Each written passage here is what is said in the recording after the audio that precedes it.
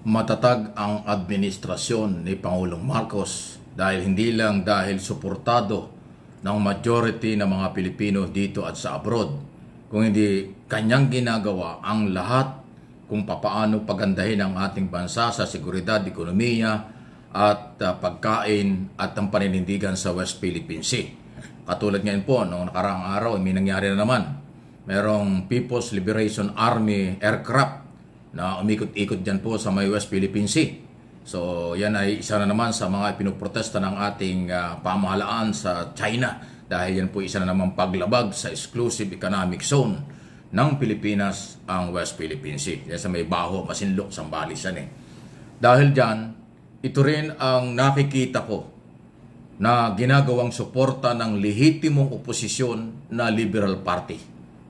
Yung mga lehitimong oposisyon na political parting liberal at yung iba pa, alam nila na naninindigan si Pangulong Marcos para sa mga Pilipino. Ginagawa ng ating Pangulo kung paano resolbahin ang problema. Pero hindi naman lahat yan pwedeng pagsabay-sabayin.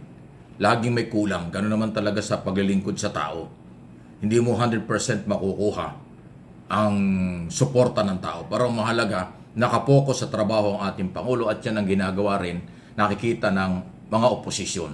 Kasi yung Liberal Party po, yan ang lehitimong oposisyon. Kahit sa nakaraang eleksyon, nakarecord dyan sa COMELEC. Hindi naman mga Duterte. Hindi naman si Inday Sara, Vice President.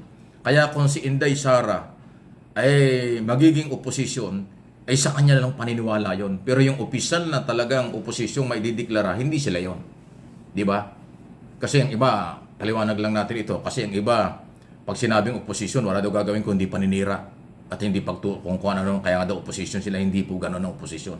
Ang oposisyong lehitimo sa ilalim ng demokrasya, constructive ang dating, yung kapupulutan ng aral, hindi puro negatibo, hindi pagpapabagsak sa gobyerno. Ganun po. Ang mga nagpapabagsak sa gobyerno, hindi yan oposisyon, destabilization na galawan yan. Makapili, makasariling galaw yan. Ang lehitimong oposisyon, nagbibigay ng idea para mas lumawak ang mga policy at programa ng gobyerno. Pag nakita ng opposition, maganda itong programang ito ng gobyerno, tutulungan nila.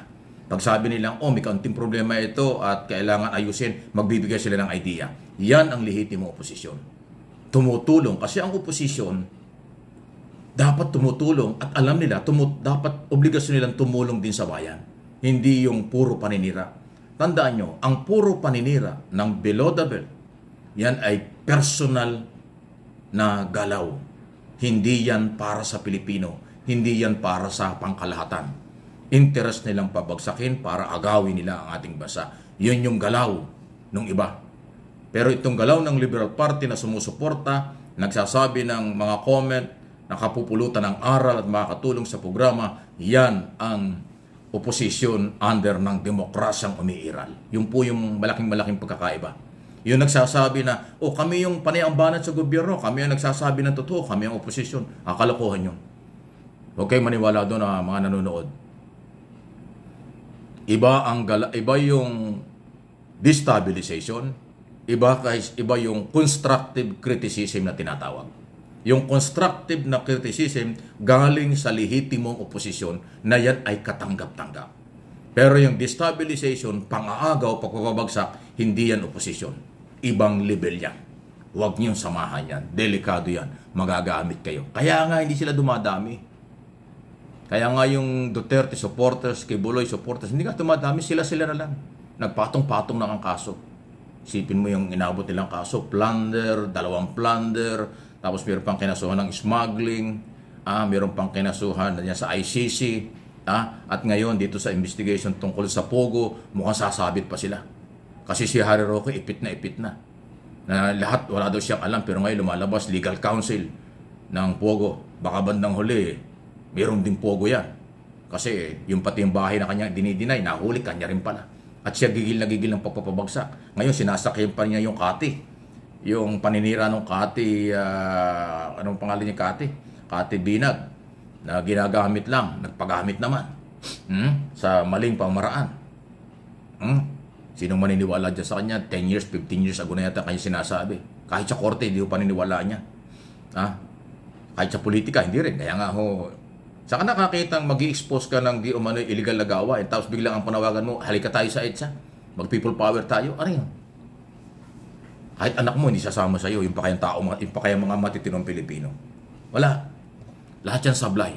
Okay? Kaya tayo pong mga Pilipino, may malasakit sa Pilipinas, may malasakit sa ating Pangulo, may malasakit at sumusunod sa ating mga batas, manindigan. Tuloy natin ang paninindigan para sa ating bayan, sa ating mga anak at sa ating mga apo, magiging apo at lahing kayo maging Pilipino. Ipamana natin ay ang katatagan ng bansa. Huwag nating ipamana ang kasamaan, makasarili, trahidor, nag-aalawan. Kasi interest lang nila yan. Okay? Yung interest na makakabuti sa pangkalahatan. Interest na magbibigay ng development sa mga Pilipino sa bansa, yun ang ating ipamana at gawin natin ngayon mga panahong ito. Okay? Para humalinaw. Tulungan natin si Pangulong Marcos. Maganda yung takbo ng ekonomiya kahit na tayo ay biktima ng mga kalamidad. Yung seguridad ng ating bansa, internal, okay naman. Yung iba pang security, may problema lang tayo sa West Philippine Sea.